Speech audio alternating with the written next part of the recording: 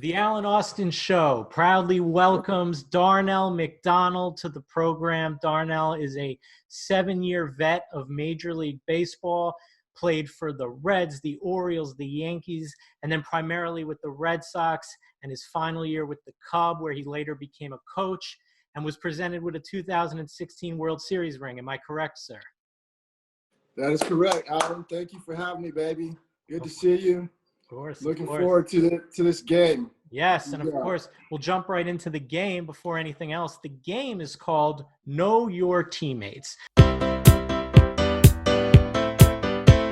So from your major league teams, I'm going to ask you some random trivia questions in hopes that you can guess who I'm talking about based on the hint. Are you ready? I don't know. So if I don't know, does it mean am I a bad teammate if I don't know the question? No, it doesn't mean that at all. You're a good guy, a good teammate. No one will take it personally. None of them will see this. So here we go. All right. We're going to start off with a couple more trivia ones before we get into some off-the-wall ones. So who is your only teammate to have been inducted in the National Baseball Hall of Fame? In the Hall of Fame, let's go with do you want to hint? Jeter's not in. Yeah, okay. Yeah. The captain. Yep, you got it. Right. Derek Jeter. All right. Who is your only teammate to currently be a major league manager? Kevin Cash. I played with Kevin Cash. Bingo. Bingo. All right. In 2009, which teammate of yours went on to win a World Series? This is a tricky one. 2009. So they were on the 9. They were on the. I believe in 2009 you were with the Red Sox, correct? I was with the Reds. They were with the Reds. So this player got traded from the Reds to the team who won it all, the Yankees, in 2009. To the Yankees. I'll give you a hint. He's a junior. Oh, Jay Hare. There you got it. Yep. Okay. Now we're getting into a little bit more of less baseball-y questions and more just goofy questions. Which one of your teammates has been portrayed by Kenan Thompson on Saturday Night Live? Kenan Thompson on Saturday Night Live. Wow. Yeah, I don't know that. Big Papi. Big Papi. How did I? Yeah. Okay. Yes. Yeah. Okay. Great question. There you go. All right. Now here's another tough one. With 14 letters, which of your teammates had the longest last name? Jared Saltia. You got it. All right, there you go. That was a tough one. You nailed that one.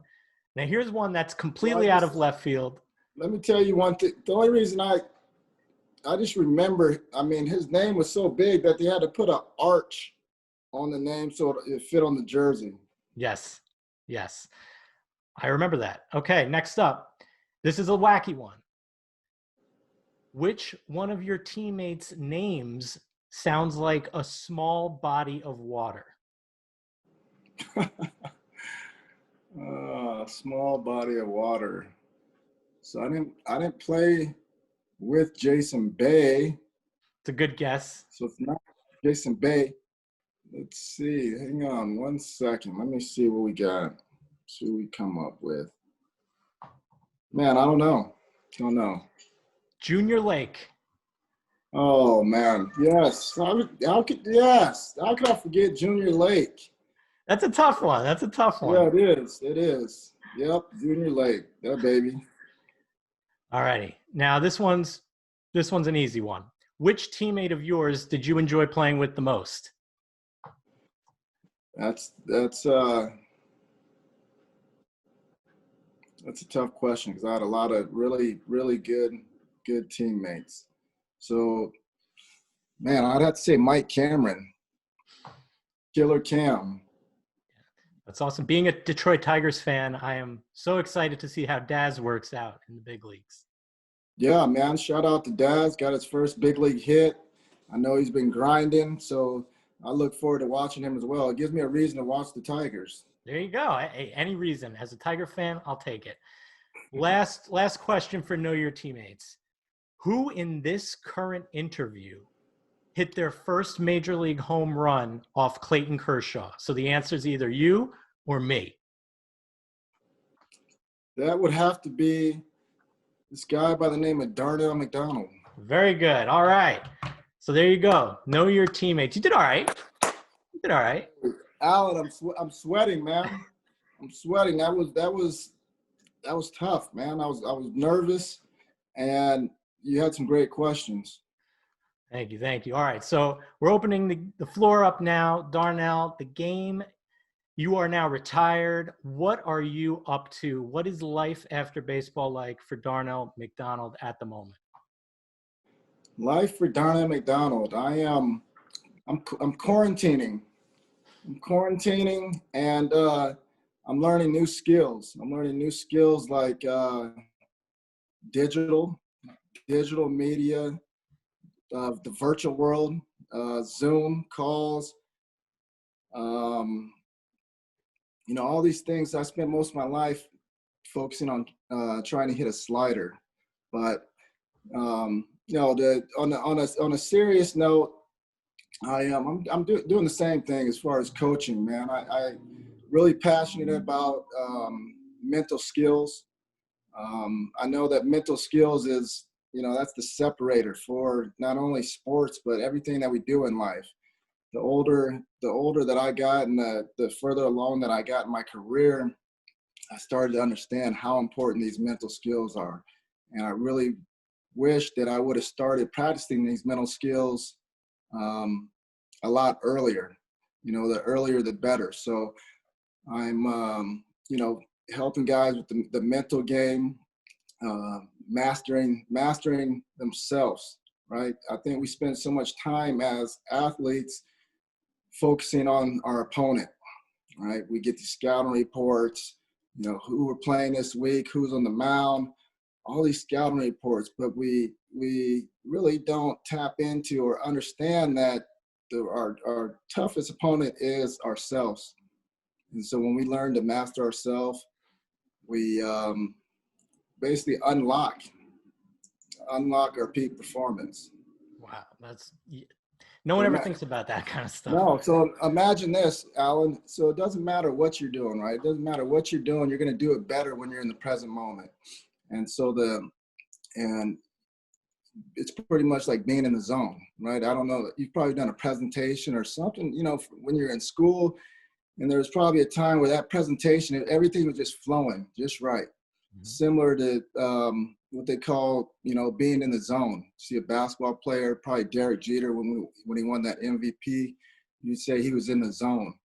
Well, being in the zone, that's a skill that we can develop and we can get better at. And one way to be in this zone or practice being in this zone is becoming aware of our breath and or becoming aware of our body. You know why? Why? Well, because the breath and the body are always in the present moment. They're always right now. So if you want to get out of your head, a lot of times, they talk about baseball being really mental. With Yogi Bear, it's 90% mental. So a lot of times it's easy to get in our head. We're playing a game of failure, right? So it's really important how we deal with that failure. And one way to get out of our head is to get in our body, feel our body. So just like this, Alan, check this out. I want you to take a deep inhale through your nose, exhale through your nose. So tell me this, did that breath that you just took right now, did that breath feel different than any breath that you've taken since we've been playing this game? Yes. Yeah, because you were paying attention to that breath. When you took that breath, did you say to yourself, man, that was a good breath, or that was a bad breath, or did you just take the breath? I just took the breath. You just took the breath. So there is no judgment, right? Mm-hmm. And I think that's the biggest key to not only like baseball, right? Because we can do everything right. We can hit a missile right at someone and we're 0 for 1. Does that mean we failed? So our perception about what's happening is really important also. And a lot of times, I'm sure you've heard before, it's not what happens to us, but it's the story or the thoughts that we have about what happened to us that really jacks us up. Mm-hmm. And so the reason I asked you, did you ask yourself that, is because no, you didn't. You just did it. There was no judgment, right? Yeah. It's basically what we call mindfulness. And so when I got out of baseball and I retired, I started getting deeper in this practice of yoga and mindfulness, and I started to understand how it relates to baseball. You know, we always talked about playing the game pitch to pitch, you know, being in the zone, focus, concentration, but we never really actually practiced that. So if you want to get better at anything, what do you got to do? Practice. That's it, man. There's no secrets. So you practice, you get better. And you get better, you get confidence, and all these great things come along with this practice. Well, we can practice being in the zone, right? And so your homework is the rest of the day, just see how many of those slow, deep breaths that you can take. Have you ever meditated before, Alan? No, I have not. I have not ever even attempted it. Well, I just taught you how to meditate. Just deep breath after deep breath. You know how to meditate now. That's it, right? It sounds simple. It does sound simple. I hope it works. It definitely works, right? Because it's like a garden, or it's like lifting weights, right? You go to the gym consistently, a little bit every day. After a while, your garden looks good, your body looks good. Same thing with the mindfulness in your mind. Wow. Well, I am definitely going to value that tip from the Chicago Cubs 2016 World Series winning mental health coach that I just got. So I appreciate that very much, sir. You're welcome. Yeah. Before I let you go, one other aspect of your career I wanted to ask you about. It was a moment. I don't know if you even remember it. Do you remember what it felt like in the moment to hit a ball over the green monster and break someone's windshield in the parking lot? It felt just like what we were just talking about, being in the zone. And I can, you know, you talked about hitting the first home run off of Clayton Kershaw. Now you're talking, you know, this home run that broke the windshield, and it's these moments that I can recall all of these moments pretty much. And that's the thing about our lives. They're a string of moments, and we just continue to create these moments. And that was a moment for me where it's probably the best I ever felt as a player. When I say the best, physically, mentally, like obviously I felt good because I was in the show, number one. I'm in the show playing for the Boston Red Sox. Doesn't get any better than that. And then, you know, I was playing. I was getting at bats. Like I was the Cinderella man, you know. Yeah. I don't know if you've seen the movie Cinderella Man, but yeah, that was like my mantra in my head, Cinderella Man, that year. And